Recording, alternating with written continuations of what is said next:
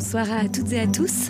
Merci beaucoup de votre présence si nombreux pour cette nouvelle rencontre au Café La Librairie, pour laquelle j'ai le grand plaisir ce soir d'accueillir Brigitte Giraud.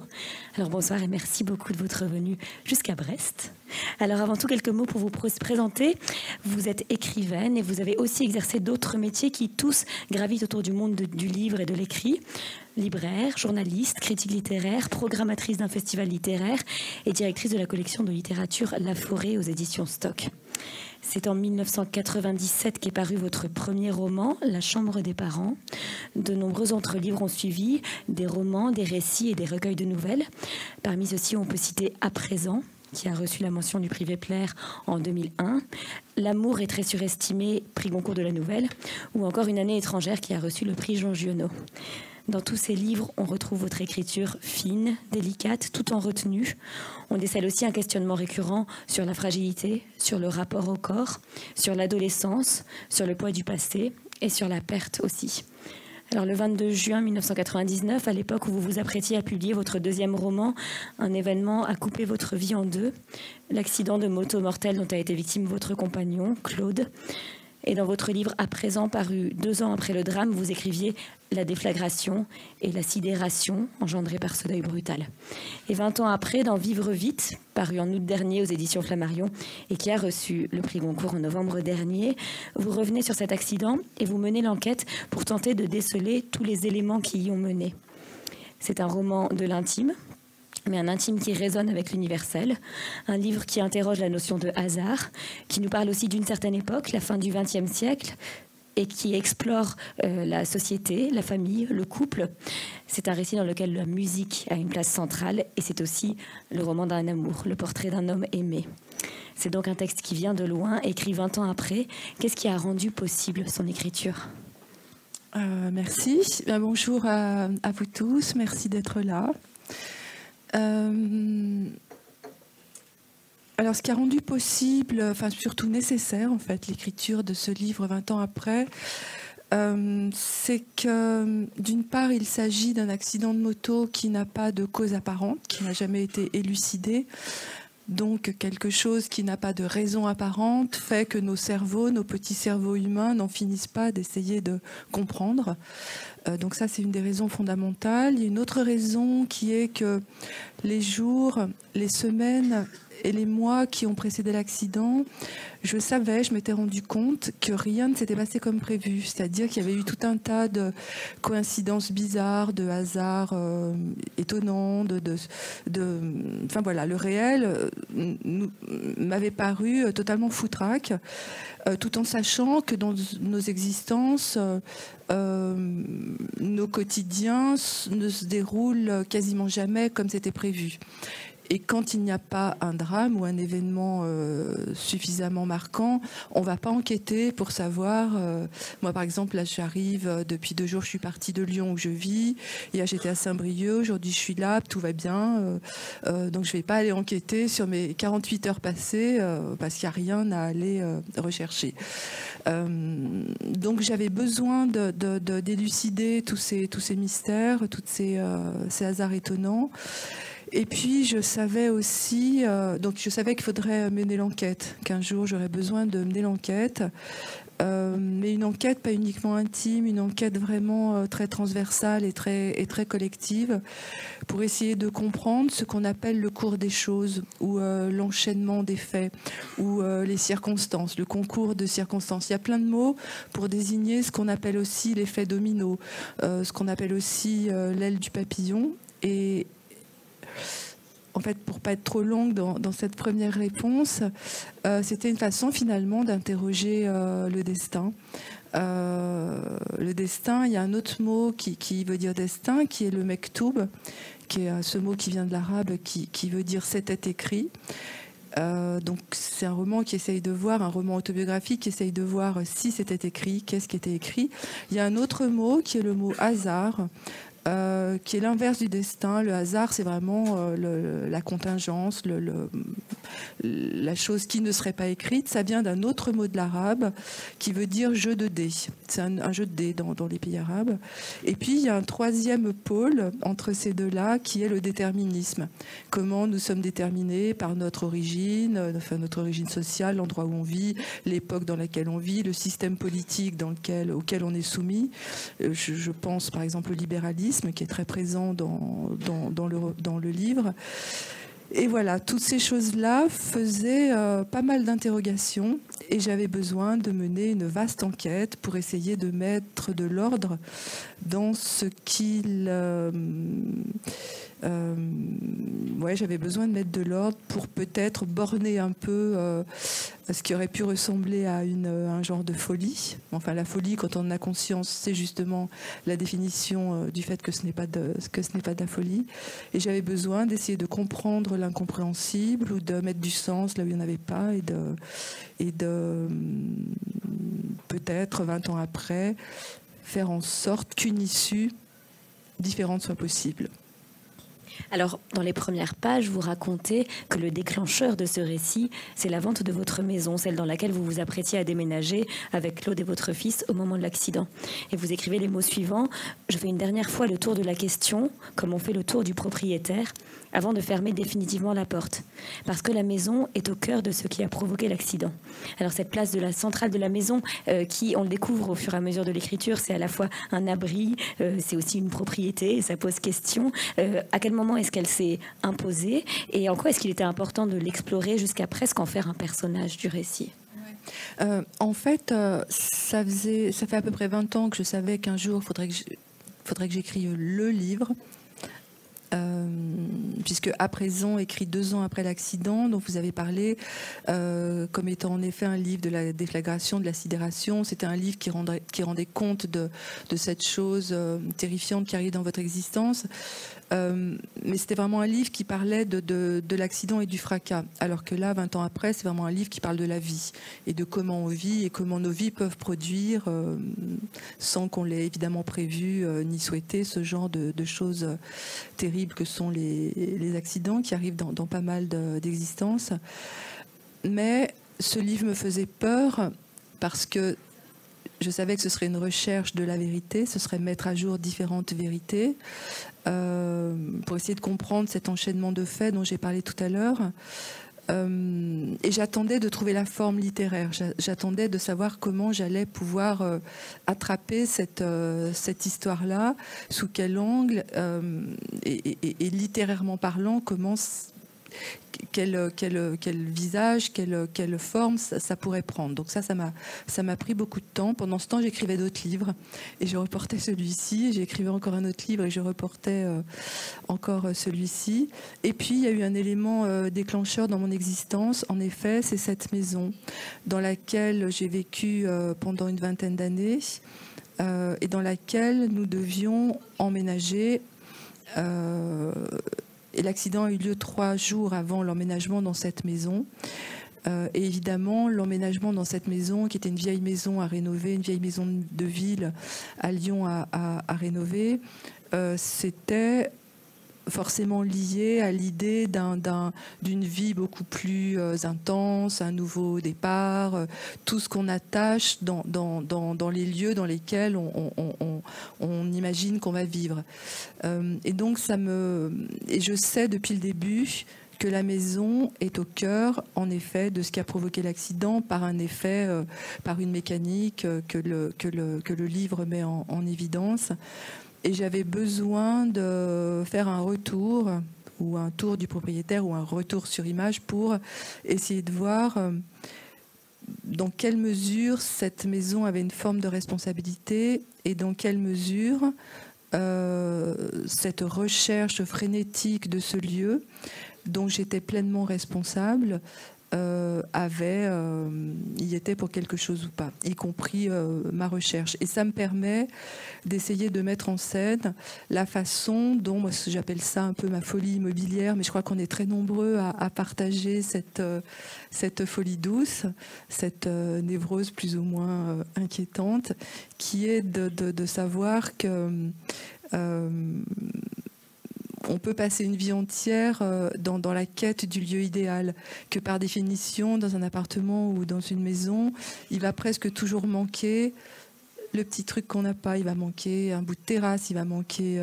un bureau, il va manquer une chambre pour les amis, il va manquer un bout de jardin. Voilà. Alors, il y a des gens pour qui ne manquera jamais rien, et j'envie beaucoup ces personnes. Et puis il y a d'autres personnes qui sont toujours dans l'espoir que la vie pourrait être un peu plus parfaite. Et donc cette maison, moi j'étais partie en quête de cette recherche de maison, enfin d'appartement, parce que j'avais repéré que dans notre rue, il y avait une maison à vendre, une maison de ville. Je passais devant ce mur 2 fois par jour, et le jour où elle a été à vendre, c'était l'occasion d'aller voir ce qu'il y avait derrière le mur. Je savais qu'elle était trop chère pour nous, mais parfois, ce qui est trop cher pour soi, on se dit c'est pas grave, j'y vais juste pour le plaisir d'aller voir. Donc c'est ce qui s'était passé.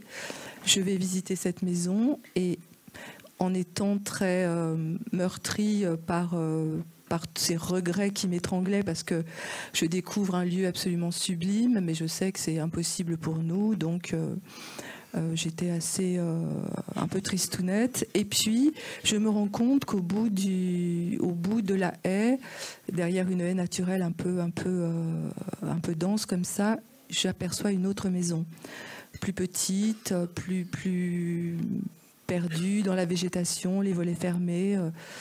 Et là, je me dis, il y a peut-être quelque chose à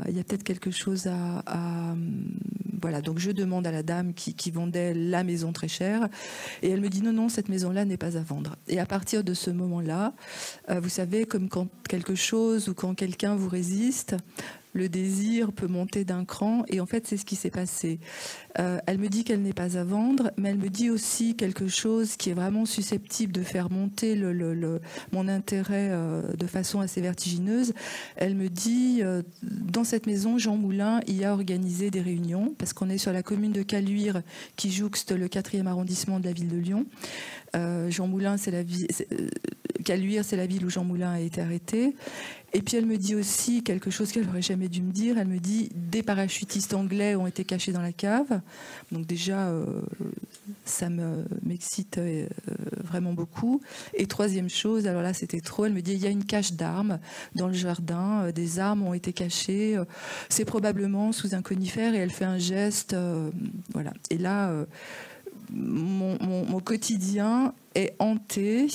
Le seul objectif de mon quotidien, ça va être de faire en sorte que cette maison puisse que je puisse acquérir cette maison. Et c'est ce qui va se passer. Et là, c'est vraiment, peut-être, c'est un des premiers chapitres du livre, parce que ça commence comme ça. Ça, je le savais depuis 20 ans. Tous les voyants étaient au rouge. Et j'essaye de tordre le destin.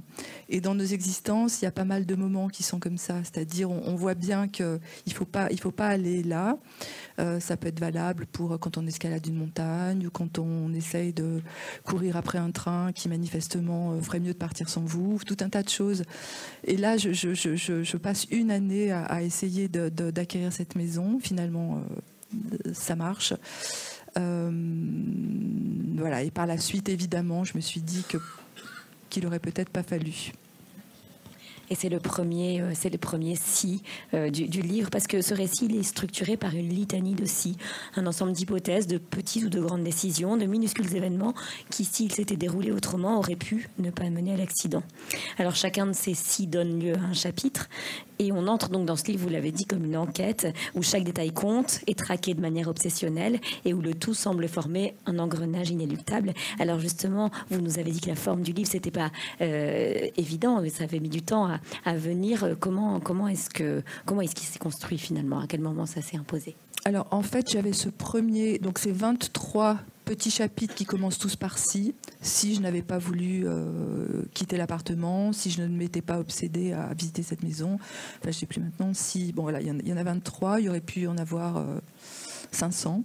Il fallait que je... Parce qu'il y a des si qui sont des tout petits détails, et puis d'autres si qui sont beaucoup plus importants. Et c'est comme 23 pièces d'un puzzle, en fait, qui vont s'assembler les unes avec les autres. Et le livre fonctionne de cette façon. Si une seule des pièces ne s'assemble pas, l'accident ne peut pas avoir lieu. Donc j'ai construit le livre sur un modèle qu'ont mis en place 2 plasticiens, que vous connaissez peut-être, qui s'appellent Fischli et Weiss, qui ont mis en scène dans leur atelier ce qu'ils ont nommé Der Lauf der Dinge dans leur langue suisse-allemande, ce qui veut dire le cours des choses. Et vous avez peut-être déjà vu ça sur YouTube parce que c'est accessible et c'est très passionnant et beaucoup de gens connaissent ça. Et moi, ça m'a fasciné. C'est une mécanique d'objets qui s'enchaînent les uns après les autres. Alors, par exemple, il commence par... il y a plein de systèmes différents. Par faire rouler une bille dans un rail, la bille va tomber dans un petit bol d'eau, l'eau va déborder, qui va entraîner une turbine et qui va à son tour, voilà. Et ça, j'avais cette mécanique en tête parce que nos existences, c'est ça. C'est est-ce qu'on reste dans cette ville ou est-ce qu'on déménage dans une autre ville? Après, est-ce qu'on vit avec l'homme qu'on aime? Est-ce qu'on a un enfant ou pas? Est-ce qu'on l'emmène à l'école là ou plutôt là? Est-ce qu'on y va en voiture? Est-ce qu'on y va à pied? Et toute notre vie, dans les tout petits détails et dans les grosses décisions, dans chacun de nos choix, c'est vraiment cette mécanique qui est à l'œuvre. Donc je ne sais plus de quoi on était parti, mais en fait la logique de l'écriture, voilà, cette mécanique. Et en même temps, c'est un livre qui parle beaucoup de mécanique parce qu'il s'agit de moto, il s'agit de moteur. Et évidemment, la mécanique à l'œuvre est quelque chose qui est très importante pour moi, y compris dans cette chose très concrète de savoir comment fonctionne un moteur, pourquoi. Je pense qu'on va en parler. Cette moto a été construite. Par ce fameux par Honda, ça c'est un chapitre qui est extrêmement important. Oui, oui, parce que oui, donc il y a cette mécanique et puis il y a toute l'enquête que vous avez menée parce que chacun des 6 a donné lieu à des recherches, à des interrogations. Alors justement, peut-être que vous pouvez nous dire quelques mots de cette enquête, de la façon dont elle s'est déployée sur de très nombreuses années, et on pourra revenir en effet sur la moto qui est un des éléments centraux. Alors c'est une enquête à la fois sur tout un tas de choses, des choses relativement qu'on peut qualifier d'intime. Mais moi, l'intime ne m'intéresse que quand il résonne avec le collectif. Moi, ma vie ne m'intéresse pas plus que la vie de quelqu'un d'autre. Mais en regardant de près son existence, ce qui est intéressant, c'est que l'écriture révèle le fait que nous sommes tous liés, que tout est lié. C'est un livre qui fonctionne aussi avec pas mal d'humour et d'ironie. C'est-à-dire, si j'ai mis 20 ans pour l'écrire, c'est que j'avais besoin de trouver la bonne distance et d'être suffisamment à l'aise pour aussi me moquer de moi-même, pour avoir cette possibilité de regarder aussi les moments où on est pathétique, enfin pathétique, c'est peut-être un mot un peu fort, mais voilà. En fait, je parle très peu de l'accident, je parle quasiment pas de l'accident. C'est vraiment un livre qui parle de la vie. Donc ça, c'est des chapitres qui questionnent aussi la technologie. C'était fin des années 90, 99. On est juste avant le grand saut dans le tout numérique, juste avant le téléphone portable. En tout cas, moi, je n'en avais pas. Il y a un petit chapitre qui est déterminant aussi. Je suis à Paris, je déplace la date de mon aller-retour à Paris chez mon éditeur, parce que tout a été déplacé, comme je vous le disais. Et je suis logée à Paris chez une amie. Je dois passer un coup de fil qui aurait été important.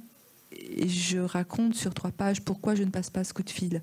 Qu'est-ce que c'était que cette énergie qu'on devait déployer avant les téléphones portables, mais c'est toujours valable aujourd'hui, pour rassembler son énergie justement pour téléphoner. On se rend compte aujourd'hui à quel point c'est plus facile, pas toujours, mais de passer un SMS quand on veut donner une info qui est importante, mais pour laquelle on n'a pas envie de passer 20 minutes au téléphone parce que si on appelle, ça veut dire comment tu vas et toi comment tu vas, et là on est embarqué dans quelque chose qu'on n'a pas toujours envie d'assumer. Donc je parle de tout ça, qu'est-ce que c'est que ce lien à la technologie. Je parle aussi de ce qui se passait à la fin du XXe siècle, fin des années 90, autour de ce qu'on a appelé les nouveaux pères. Là aussi, c'est quelque chose un regard plus sociologique. Les nouveaux pères étaient sommés de prendre une nouvelle place à ce moment-là dans leur foyer, de s'occuper davantage des enfants, d'assister à l'accouchement, de donner le biberon, de changer les couches, de faire tout ce qu'ils ne faisaient pas ou ce que certains ne faisaient pas avant. C'est déterminant aussi parce que ce moment où je devais téléphoner, je me dis que je vais laisser les garçons ensemble, c'est-à-dire Claude et son fils, ne pas intervenir. Voilà, il y a aussi le questionnement de savoir ce qu'est être une mère, à quel moment on est intrusif ou pas.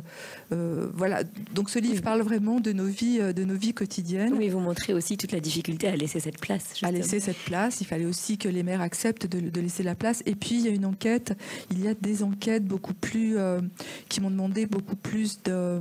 Alors, c'est pas le même type d'énergie, des enquêtes plus concrètes, et notamment cette enquête auprès de la firme Honda, puisque la moto sur laquelle Claude roulait ce jour-là, qui ne lui appartenait pas, comme vous l'avez compris, était une 900 Honda CBR Fireblade, ce qui veut dire lame de feu, construite au Japon, évidemment par Honda, mais interdite au Japon parce que jugée trop dangereuse, réservée à l'exportation vers l'Europe, et notamment la France, l'Italie, l'Espagne, l'Allemagne.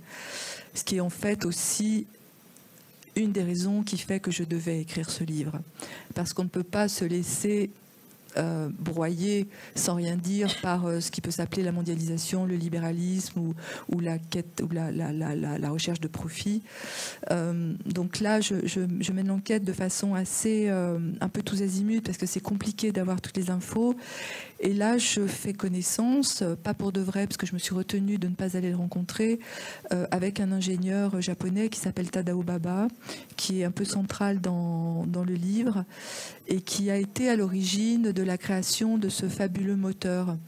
Et je me rends compte que les ingénieurs au Japon sont vraiment des héros dans ce pays, alors qu'en France on est très peu enclin à fêter nos ingénieurs. On connaît les architectes en France, mais on connaît très peu le nom des ingénieurs. Donc en enquêtant sur Tadao Baba, je me rends compte qu'il y a par exemple toute une gamme de produits dérivés à son effigie. Ce qui est totalement fou. Il y a des t-shirts Baba, il y a des tapis de tatami Baba, il y a des housses de couette Baba, il y a des coques de portable Baba, il y a des rideaux de douche Baba. Voilà, donc ça me permet d'écrire un chapitre assez très précis comme ça, qui parle de cette mécanique, mais qui parle aussi de ce qu'est ce pays, le Japon, en posant la question aussi de savoir pourquoi ce pays qui est le plus éloigné de mon centre névralgique d'existence sur la planète est le pays qui va venir percuter ma vie et la couper en deux. Donc ça pose vraiment, c'est vraiment ce qu'on appelle l'aile du papillon. Comment il y a quelque chose qui bouge d'un côté et qui va mettre un certain temps et arriver jusqu'à vous. Voilà, il y a un chapitre qui parle de Paco Rabanne. Paco Rabanne est mort aujourd'hui. Et ça me fait quelque chose de particulier parce qu'il y a tout un chapitre à la fin du livre qui parle de lui, parce qu'il y a un chapitre qui s'appelle l'éclipse.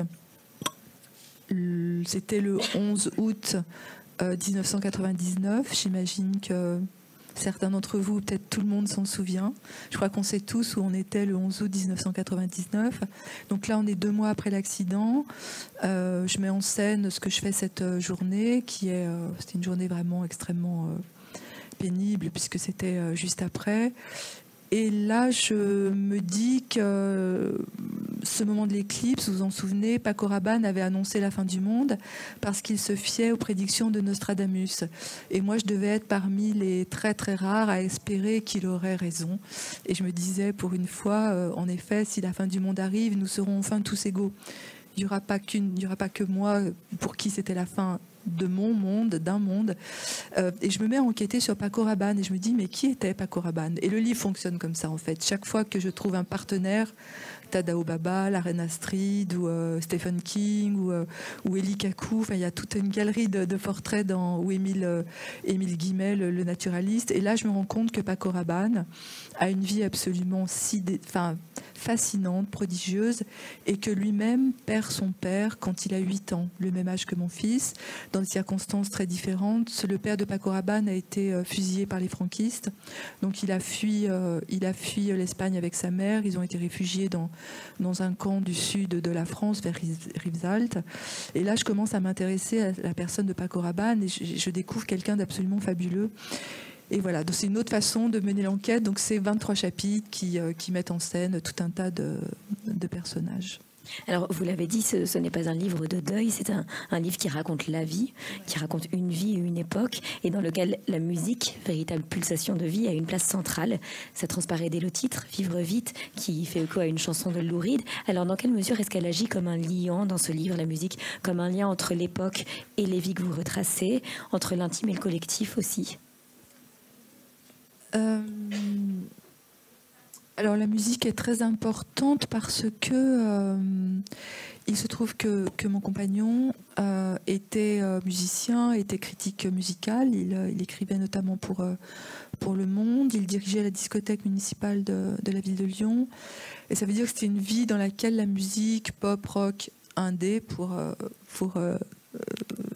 schématiser un peu le type de musique, et jazz aussi, était extrêmement présente en permanence. C'est-à-dire quand on vit avec un musicien ou quelqu'un dont l'existence se fait autour de la musique, ça veut dire que la musique est là en permanence tous les jours, très fréquemment le soir au concert, et qu'elle était là comme une pulsation et une façon de transmission et comme un dialogue, comme une conversation dans le couple qui était le nôtre. On sait très bien comment la passion de l'un vient irriguer absolument l'ensemble des amis et du cœur de la famille. Donc, chacune des situations de notre existence était quasiment toujours, sans qu'on s'en rende compte, reliée à une chanson, à une musique. Donc forcément, chacune des scènes qui sont évoquées dans le livre, inévitablement, au moment de l'écriture, hop, il y a une chanson qui est là, et donc c'est là de façon indissociablement liée à la vie. Donc je ne pouvais pas faire abstraction. Donc il y a une bande son qui accompagne l'écriture. On va dire que c'est une bande son qui est grosso modo les 20 dernières années du siècle. Et je me suis posé la question à un moment de savoir si cette bande son, si je mettais une playlist à la fin du livre. La question s'est posée. Et puis je me suis dit qu'en fait non, qu'il fallait pas mettre de playlist parce que justement la musique était absolument liée aux scènes du quotidien, et que ça n'aurait pas de sens que d'écouter la musique à part. Qu'il fallait qu'elle soit là dans le flux, et voilà, elle a une place centrale, y compris, il y a même un chapitre où je m'autorise quelque chose qui m'a longtemps, que je ne me suis pas autorisée justement pendant très longtemps, c'est puisque j'étais absente, c'est essayer d'entrer dans ce que j'appelle moi la boîte noire de la dernière journée. Autant j'ai été le témoin des 20 ans de ce compte à rebours qui vient depuis 20 ans, puisque nous nous connaissions depuis une vingtaine d'années. Donc j'essaye de refaire l'histoire. Autant la dernière journée, c'est vraiment la journée où j'étais absente et où je ne savais pas si je pouvais me permettre d'entrer dans cette journée. Et à un moment, je pose la question de savoir si au moment, c'est un jour où il était à Lyon, où il travaillait à la discothèque, je pose la question de savoir quel est le dernier morceau de musique qu'il a écouté avant de quitter le bureau. Alors que je ne sais pas du tout s'il a écouté, s'il a fait une écoute avant de quitter le bureau. Et je me dis, s'il écoute par exemple Coldplay, Don't Panic de Coldplay, 2 minutes 25, c'est pas la même chose que s'il écoute The Urge de Death in Vegas, 5 minutes 44. Donc, je me suis reconstitué vraiment une playlist des albums qui étaient parus, on va dire, les 3 à 6 mois avant le fameux 22 juin 1999, pour essayer d'être au plus proche d'une réalité possible. Et je sais très bien que c'est mon cerveau qui a besoin de reconstituer. Là, on est vraiment dans la reconstitution. dans ses moindres détails, avec des zones qui ne sont que des zones d'ombre, en fonction de ce que m'ont dit certains collègues, la personne avec qui il a déjeuné à midi. Voilà. J'avais besoin, moi, d'essayer d'être au plus proche de la dernière journée. Les billets oubliés dans le distributeur de banque aussi. Il y a un petit chapitre qui est si Claude n'avait pas oublié les 300 francs, c'était encore des francs, c'était l'année où on passait des francs en euros, qui c'était aussi un peu bizarre parce qu'il fallait qu'on fasse des conversions un peu infantilisantes à tout bout de champ. Donc je parle aussi de ce moment-là et donc des billets oubliés dans le distributeur qui font qu'en sortant, sans doute qu'il est allé récupérer l'argent à la banque. J'en suis pas vraiment sûre, mais ça fait 2 minutes 30 ou 5 minutes qui font toute la différence. Et donc j'essaye de voir tout ce qui peut faire toute la différence, tout en sachant parfois, tout en sachant en même temps que ce qui fait la différence en général, c'est ce qui nous sauve. Mais ça, on ne le sait pas. Que je pense qu'on passe nos vies à échapper au pire en permanence. Mais comme il ne se passe rien, on ne le sait pas. Donc c'était aussi une façon d'explorer ce qu'on appelle le destin dans ses moindres replis. Alors l'écriture de Vivre vite, elle est très rythmée. Dans cette dernière journée que vous retracez, le rythme s'étire, se ralentit. C'est aussi une écriture qui est toute en retenue. On sent que chaque mot est juste à sa place et que... Oui. Il fallait vraiment peser chaque mot parce que c'est vraiment le livre que je voulais ne pas rater dans tous les sens du terme. C'est aussi pour ça que je le reportais. C'est un livre qui me faisait peur, hein, comme je l'ai dit, et je voulais vraiment pas me presser pour être sûre de le. J'allais dire quelque chose que je découvre au moment où je vais le dire. C'est comme si c'est peut-être le seul endroit où je peux essayer de ne pas rater en fait. Peut-être d'avoir un tout petit peu de maîtrise sur le livre alors que tout le reste m'a complètement échappé et voilà, on maîtrise pas tout dans l'existence, on maîtrise pas grand chose et peut-être la seule chose qui me reste en fait, c'est d'essayer de maîtriser ce livre-là. Donc c'est vrai que chaque mot est extrêmement pesé, extrêmement important, tout en essayant d'être dans la justesse de la situation, la justesse de ce que j'ai pu observer, ressentir, mettre en relief. Mais ce qui est peut-être le plus important pour moi, c'est de voir comment tous les liens ont émergé que je n'avais pas vu venir. Je vous parlais de Paco Rabanne, tout à coup Élie Kakou est là, ce qui est totalement fou, parce qu'à un moment je cherche, en fait, je me montre aussi en train d'enquêter, parce qu'il y a des moments ou des situations pour lesquelles j'ai enquêté très en amont. 2, 3, 4, 10 ans à l'avance.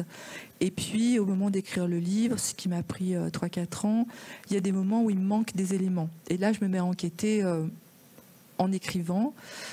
Et à un moment, je pars à la recherche de ce qui aurait pu empêcher Claude de prendre la moto ce matin-là. Je me dis, mais il y a bien un événement relaté dans la presse, aux infos, qui aurait pu lui rappeler que vivre est dangereux, qui aurait pu l'alerter, lui dire mais fais attention, on peut mourir.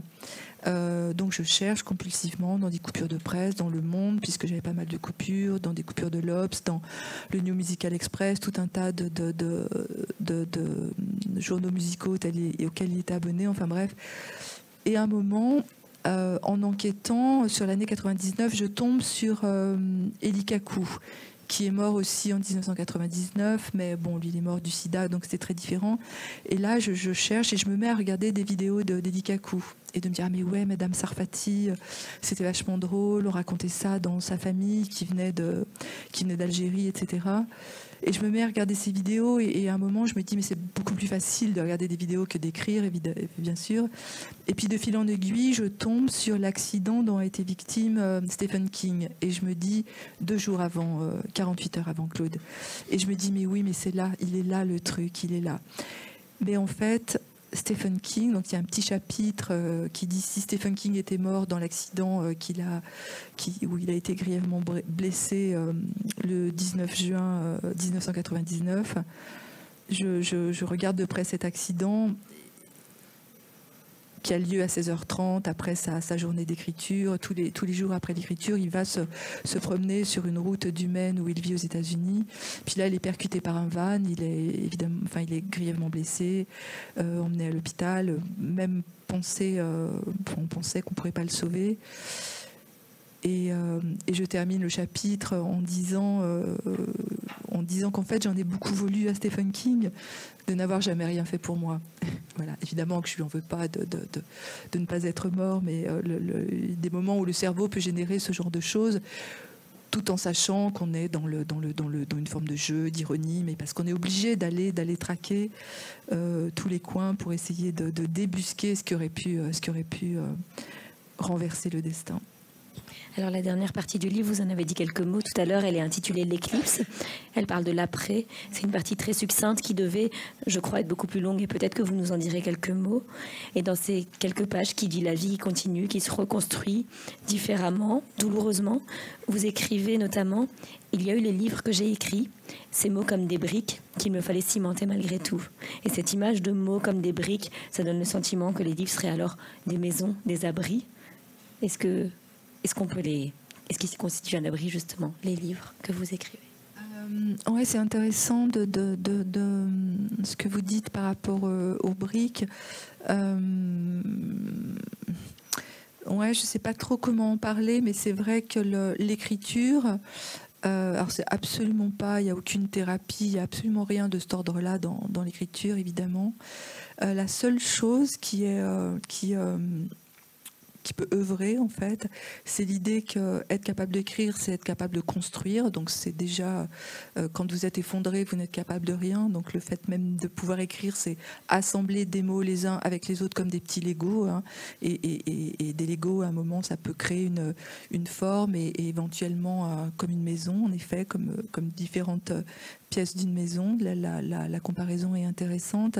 Mais surtout, l'écriture, c'est vraiment, je me suis rendu compte de ça, en fait, quand ce genre de choses arrive dans votre existence, vous n'êtes que dans la soumission. Vous êtes soumis à l'événement, soumis aux événements, et vous êtes aussi soumis aux récits qui sont faits de l'événement, c'est-à-dire le récit que va en faire la famille, le récit que va en faire à un moment le prêtre, le récit que va en faire le délire des pompes funèbres. Enfin, tout est un délire absolu. Vous n'êtes d'accord avec rien, mais comme l'essentiel n'est plus là, vous ne vous opposez pas, vous n'avez pas la force de vous opposer à... Et par contre, quand l'écriture est possible à nouveau, X années plus tard, et a fortiori 20 ans plus tard, c'est inverser le processus de soumission qui devient à nouveau un moment de l'existence où vous êtes capable de maîtriser quelque chose, de reprendre le dessus.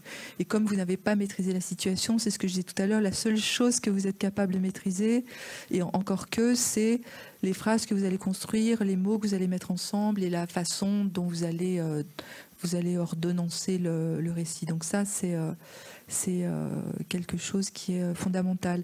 Et sinon, en effet, vous avez fait allusion à cette deuxième partie qui est extrêmement brève, qui s'appelle l'éclipse pour le coup. Au départ, j'avais écrit deux parties. Il y avait la première partie qui est Vivre vite, qui est ce compte à rebours de 20 ans jusqu'au moment de l'accident.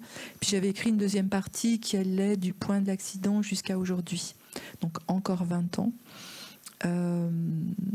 Qui parlait vraiment du deuil, cette deuxième partie, qui parlait de ce qu'on appelle aussi les signes, une fois que la personne n'est plus là, ce qu'on peut appeler le fantôme, le rapport à l'absence, enfin tout un tas de choses, ce qu'on appelle, ce mot épouvantable, la résilience. On vit dans une société qui voudrait qu'en 2 ans, ce soit plié et que enfin, je trouve ça dramatique qu'on ait à ce point cette injonction de voir ce qu'on appelle faire le deuil et s'en sortir très vite et très fort et très bien. Ce qui ne te tue pas te rend plus fort. Ben voyons, ça, personne ne dit que ce qui ne vous tue pas peut vous flinguer. Enfin, voilà, donc il y a tout un tas de choses dans cette deuxième partie. Enfin, il y avait, puisque cette deuxième partie, j'ai fait le choix de ne pas la publier. Et à peu près 15 jours, 3 semaines avant que tout parte chez l'imprimeur, je me suis dit, c'est encore un peu trop tôt, je suis pas prête. Donc je l'ai purement et simplement supprimé, ce qui n'était pas très grave. ça aurait fait un gros livre de 450 pages, c'était peut-être un trop gros livre. Donc je n'ai gardé que... je suis allée chercher l'éclipse et la scène de la salle de bain que j'ai incorporé à cette première partie pour rééquilibrer le livre autrement. Mais voilà. Mais je ne pense pas qu'elle sera publiée en fait.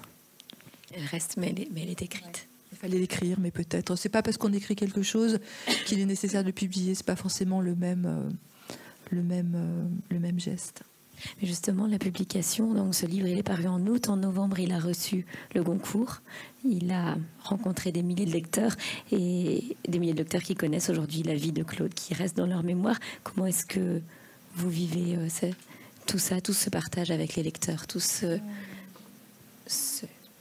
En fait, c'est un peu étrange parce que ce livre est très particulier. Je m'étais pas rendu compte que c'était aussi le portrait d'un homme. Évidemment, pendant ce temps d'écriture, on le voit vivre. On me voit vivre, on voit la vie à l'œuvre. Je m'étais pas rendu compte d'une chose énorme qui est que c'est un livre d'amour, tout simplement.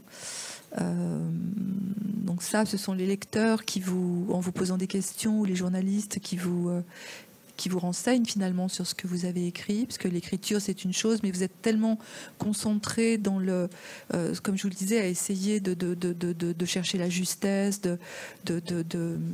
voilà, vous n'avez pas de vision globale. Moi, j'étais vraiment dans l'articulation des chapitres, dans cette mécanique dont j'ai parlé. Et puis là, tout à coup, je me dis, en fait, j'ai juste simplement écrit un livre d'amour, donc c'est étrange. C'est étrange de parler de Claude. Tout est étrange, en fait. Et c'est d'autant plus étrange que je ne m'attendais pas à ce qu'il y ait une visibilité aussi intense. Donc j'ai l'impression de marcher sur un fil, en fait, en recherche d'équilibre, mais voilà, ce qui est rendu public, publié, ça veut dire rendre public. Donc si on accepte de publier, on accepte de rendre public. Et comme je le disais, moi, ce qui était important pour moi, c'est surtout de parler des autres, c'est de parler de nous tous, de parler de ce qu'est une société, ce que c'est que de vivre les uns avec les autres. Et en fait, je me rends compte que je n'ai eu de cesse de chercher des partenaires. Et c'est en effet un livre qui résonne de manière universelle. Alors merci beaucoup. Peut-être que des personnes ont des questions à poser à Brigitte Giraud. À vous écouter, je me demandais finalement, si ce n'est pas un livre de résistance. C'est étrange de prononcer ce mot par rapport à ce que vous évoquiez de la maison. Est-ce que vous n'avez pas écrit ce livre aussi pour résister, pour ne pas laisser partir? Je ne sais pas comment... Merci pour votre question. Je n'avais pas fait le lien quand je disais que ce sont les lecteurs qui... Résistance, sans doute. Ouais, il y a sûrement quelque chose de très juste dans ce que vous êtes en train de dire. Je vais y penser ce soir et puis dans le train demain, parce que j'ai besoin de temps pour que ça fasse vraiment écho. Mais un désir en tout cas d'expliciter, de rendre explicite, visible, intelligible. Une enquête, c'est ça, c'est vraiment essayer de mettre du sens. Alors tout le monde n'a pas ce besoin effréné de tout comprendre. Moi j'ai un besoin assez peut-être inquiétant de vouloir toujours tout comprendre, ce que tout soit expliqué, même l'inexplicable. Et peut-être que, en tout cas, il y a un désir. De toute façon, l'écriture est liée au lien à la résistance, et ne serait-ce que de résister à une époque, de résister à des récits avec lesquels on n'est pas d'accord, de résister à quelque chose qui va trop vite, de résister à ce que je disais du deuil juste avant, à ces injonctions d'être quelqu'un d'autre, ou de résister à ce mot dont je parle à un moment, le mot veuve, c'est épouvantable. Donc il y a tout un chapitre qui parle, enfin tout un passage qui parle de ce mot que je trouve insupportable, veuve, qui est effrayant, qui fait peur à tout le monde, qui fait peur à soi-même, qui fait peur aux autres, qui dit tellement de choses. Donc je ne vais pas en dire plus puisque j'en parle dans le livre. Oui, sans doute qu'il y a une volonté de réécrire à sa façon et de dire, ben voilà, moi ma version, une des versions possibles, ce serait celle-là, et peut-être que j'ai besoin de cette version pour, je ne sais pas pourquoi, mais besoin de cette version.